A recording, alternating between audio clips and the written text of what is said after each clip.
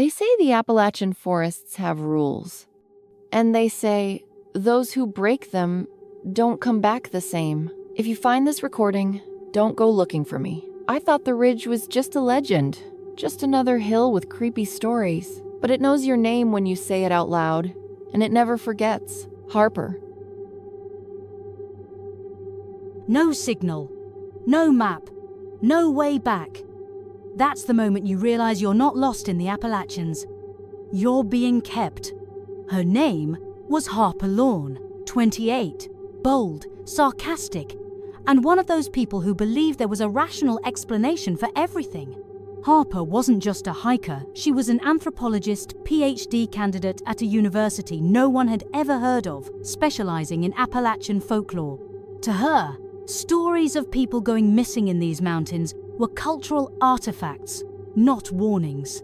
She was the kind of person who laughed at "do not enter" signs and took selfies beside them, especially when they were nailed to trees at the edge of old, unmarked trails.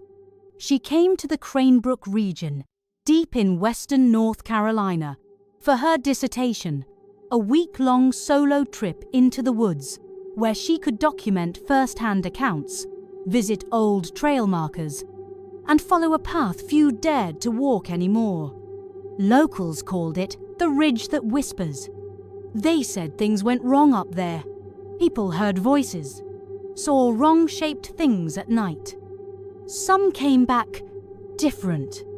Most didn't come back at all. But Harper, she thought it was all bullshit. She arrived in town on a Monday. Tiny place. One main road, 2 diners, no gas station. A general store that sold bear spray, batteries, and one single dusty trail map hand-drawn, dated 1997. She bought it anyway, mostly for aesthetic. "You going up there alone?" the cashier asked. "Yep, research." "You gonna stick to the marked trails?" Harper smiled. "Absolutely not." The woman didn't smile back. "Don't step off the old paths," she said quietly. "Don't whistle after dark. Don't follow anything that looks like you." Harper chuckled. "Sounds like a great TikTok." "No one'll watch it if you disappear," the woman replied flatly. She set up camp 3 miles into the forest. Dense green wrapped around her tent like a blanket.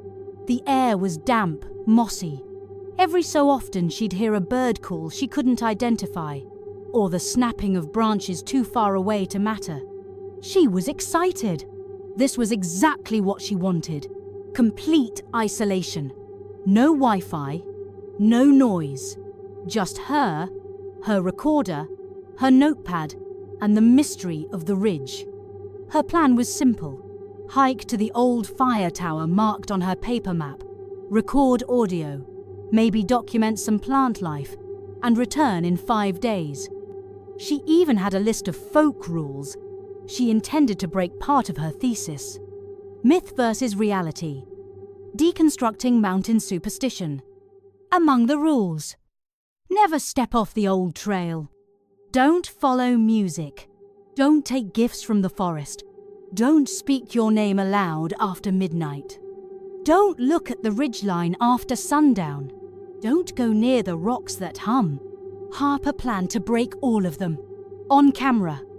By the second day, she was deeper than any trail marker indicated. The trees grew closer, the light dimmer. Her GPS flickered, then died entirely. She wasn't worried her paper map still showed her path, until it didn't. A trail that was once marked simply vanished, as if the trees had grown over it. And when she doubled back, the forest had shifted. She ended up somewhere else entirely. No panic yet, just curiosity. She marked a tree with chalk, then another, but when she glanced back 10 minutes later, the marks were gone. Not rubbed away. Gone. Still, she laughed. "All right," she said aloud into her recorder. "Either I'm being pranked by squirrels or the locals will write the forest eats chalk, noted." That night, she broke her first rule. She whistled after dark. At first, it was a joke, a sharp, sarcastic trill. But then, something whistled back. Same tone, same rhythm. Harper froze, heart pounding. "Echo," she whispered. "Or a bird." She waited, listened. Silence. She zipped up the tent and turned off her headlamp. She didn't sleep much. In the morning, she found a small woven charm outside her tent. Twigs bent into a spiral, carefully tied with a thread that looked almost new. She picked it up. "Well, hello, local cryptid fan club," she said to her recorder. "Nice craftsmanship." She placed it in her backpack. Rule 2. Broken. She hiked another hour. The forest grew too quiet. Even the wind didn't move. Her compass spun slowly, no direction holding for long. That's when she saw it, a figure in the trees.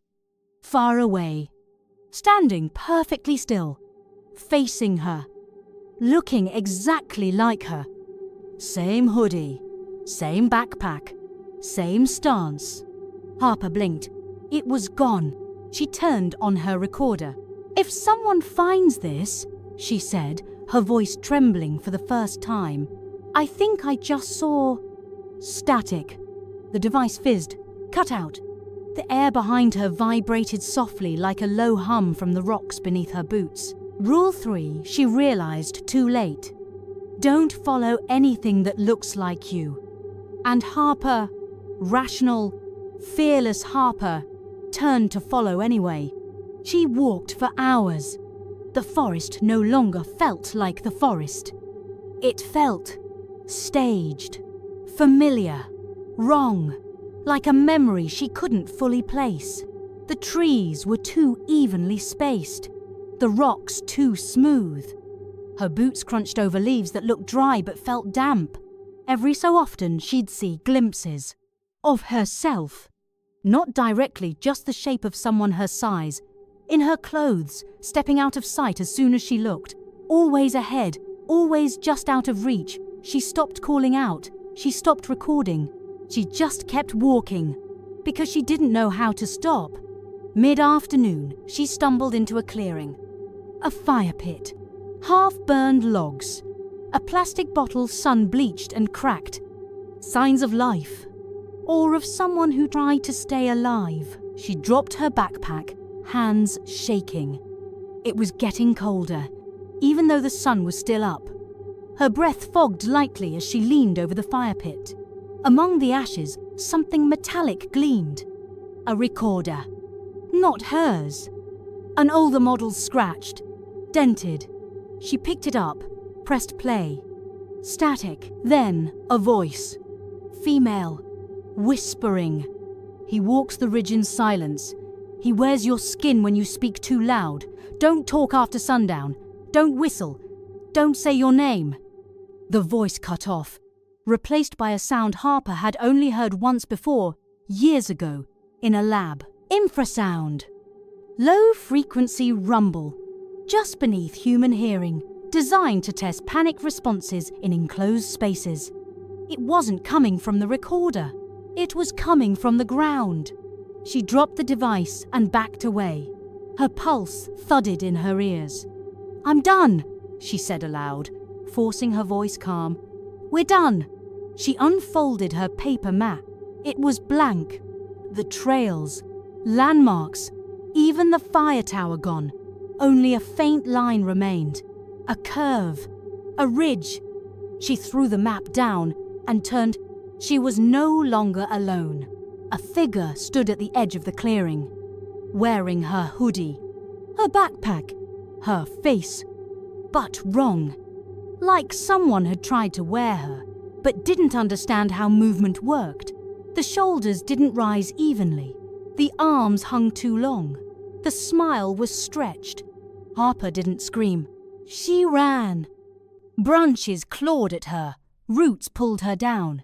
But she didn't stop, not even when she twisted her ankle, not even when blood slicked her palm from a fall. She ran until night fell without warning, not gradually, but like a switch had been flipped. Darkness swallowed the trees. And in that darkness she heard them. Whispers, not in her ears, in her chest, beneath her ribs. She came uninvited. She said her name. She took the gift. She whistled. She collapsed against a mossy boulder, gasping. The fog had returned. Or maybe it had never left. Then lights, faint, flickering a cabin. She moved toward it, limping. A small wooden structure stood crooked among the trees, candlelight glowing inside. No power lines, no trail leading in or out. She hesitated, then knocked. The door creaked open. Inside, a woman, elderly, wrapped in layers of cloth, sitting beside a pot of boiling water. The scent of pine and something metallic filled the air. "You weren't supposed to come here," the woman said without looking. "I'm lost," Harper managed. I was hiking." "No one hikes here, not for a long time." The woman gestured for her to sit. Harper did, slowly. The woman turned. Her eyes were cloudy white, blind, but locked directly on Harper's face. "You broke the rules." "I didn't think they were real." The woman nodded once. "That's what makes them work." She poured Harper a cup of tea. It tasted like earth and rust. "You saw yourself?" the woman asked. Harper nodded. "Then you've been marked." "By what?" The woman was quiet. Then she whispered. "By the ridge, the one that watches." She gestured to Harper's backpack. "You took its offering. The charm. You kept it. That's how it begins." Harper felt suddenly sick. "Can I leave?" "No," the woman said simply. Silence stretched. "Then what do I do?" "Sleep, dream, pray it forgets your name." She woke up on the floor of the cabin. Alone. No fire, no warmth, no scent. No woman. Only her backpack sitting beside her, and inside it the woven charm, intact. Outside, the fog was thick as milk. But there was a path. A narrow trail, not on any map, leading deeper into the forest. At its entrance, carved into a crooked tree, were 5 words. "The ridge never lets go." And Harper, bloody, limping, terrified, followed it. She followed the trail because it was the only thing left.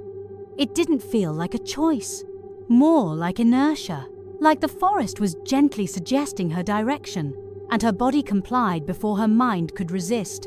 The air grew thinner, the trees taller, older. Their bark was split and veined like muscle. The path beneath her boots was soft, almost breathing. At times, it felt like she wasn't walking on dirt, but something sleeping beneath it. The charm in her backpack pulsed with heat. She passed markers along the trail, old totems, bundles of bone and twine hanging from branches, faces carved into bark that twisted into snarls. Some had teeth, real ones, and still she walked. Hours blurred, or maybe days. Time didn't work here. She stopped counting. At some point, she began to see others, not people, not exactly. Shapes, moving between trees, watching from behind stones, walking just like her, same backpack, same hoodie, same bloodied face. They didn't blink, didn't speak. They only mimicked. Sometimes she heard her own voice whispering back to her. Not echoes, replies. "Keep going." Almost there. She waits at the hollow. She arrived at dusk. At a dip in the earth so wide and circular, it looked like a crater. Fog drifted lazily across its surface, and in the center, a structure. A cabin. But not the same. This one was older, if not ancient. Its boards weren't cut but grown. Its roof sagged like it was breathing. Windows pulsed with a reddish glow. Something inside flickered. She stepped down. As she moved closer, her head throbbed with pressure like descending into deep water. The charm in her backpack vibrated. Then she heard it. Her voice. "Why did you come here?" But her lips didn't move. Inside the cabin darkness, but not empty. The walls were lined with mirrors. Old fogged glass, cracked in spirals. Dozens of them. Each reflected her, but not quite her. Some were smiling, others bleeding. One had no eyes. In the center, a wooden chair facing the hearth. The fire was cold, but still burned. In the chair, a figure. The woman, or something shaped like her. Only now, her face was Harper's, and Harper's voice came from her mouth. "Now you understand," she said. "The ridge doesn't need belief, just acknowledgement." Harper backed away. "What are you?" The figure tilted her head. The echo that becomes the source, the name spoken too loud, the shape remembered by the trees. I am what remains when reason fails, and you are what comes next. The mirrors began to hum, low, deep, like the voice of Bridge itself. She tried to run, but her feet didn't move. Hands reached from the mirrors, not hers, but hers, and gripped her shoulders. They pulled without touching. She fell forward, into the reflection. It wasn't glass. It was skin. Warm, breathing. She pushed through and emerged somewhere else. A hill, an open sky, sunlight. She blinked. She stood at the edge of a trail, a real one. Gravel and roots and the sound of birds. A ranger station far in the distance. People. A rescue team. She gasped, waved, screamed. They saw her, ran toward her. They asked her name. She hesitated, then said, "Harper Lorne." They helped her down, wrapped her in blankets, gave her water. She cried. She told them bits and pieces, that she got lost, that she survived. They nodded, smiled, but they never asked her who she was again. And she never offered, because she remembered what the woman had said. "Don't say your name, not after midnight, not to anyone, especially not yourself." That night, in the safety of a ranger cabin, she stared into a cracked mirror above the sink and saw herself. Only this time, her reflection didn't blink and smiled first. Harper never returned to the mountains. She gave her statement, signed the forms, Saturday in the little ranger station office, and told them everything they wanted to hear, just enough to sound sane. She said she'd gotten lost. Said she followed the wrong trail. Said she survived on berries and water. She didn't mention the charm. Didn't mention the woman. Didn't mention the mirrors. And when they offered to call her family, she hesitated, only for a second. "No one to call," she said, because that name, her real name, wasn't safe anymore. Weeks passed. She returned to the city, sold her gear, deleted her research. She told her university she was withdrawing from her program. "Burned out," she claimed. They understood. They always did. Harper moved into a tiny apartment above a pawn shop. No windows facing the street. No mirrors on the walls. Only one piece of furniture she brought with her. A small locked box. Inside it, the woven charm. Still warm. She started hearing things. At first, faint. Soft humming beneath street noise. A voice from the hallway calling her name, her real name, in her own tone. Footsteps behind her that stopped when she turned. Then came the reflection. Not in mirrors. She didn't own any. But in windows, puddles, screens. Sometimes she'd see herself looking back, sometimes smiling, sometimes not moving when she did. One night, she woke up to a sound. Knocking. Not at the door. From inside the closet. 3 slow knocks. Then her voice. "Let me out. She didn't move, didn't breathe. The knocking never came again. But the next morning, carved into the closet door, were 5 words. The ridge remembers your name. She tried to forget, changed her name, burned the charm, moved again. New apartment, new job, new haircut. No more forest, no more solo hikes. But deep down, she knew. It didn't matter, because the ridge wasn't a place. It was a pattern, a shape, a presence that wore skin like bark. And it had taken hers. She didn't bring it back. She became part of it. The last time anyone saw Harper Lorne, she was standing alone at the edge of a new trailhead in the Smoky Mountains. Different state, different woods, but those who passed her on the way in said something felt off. Her eyes were too still, her backpack too clean. Her voice when she greeted them sounded almost human. They said she smiled, and just before she stepped onto the trail, they heard her whistle.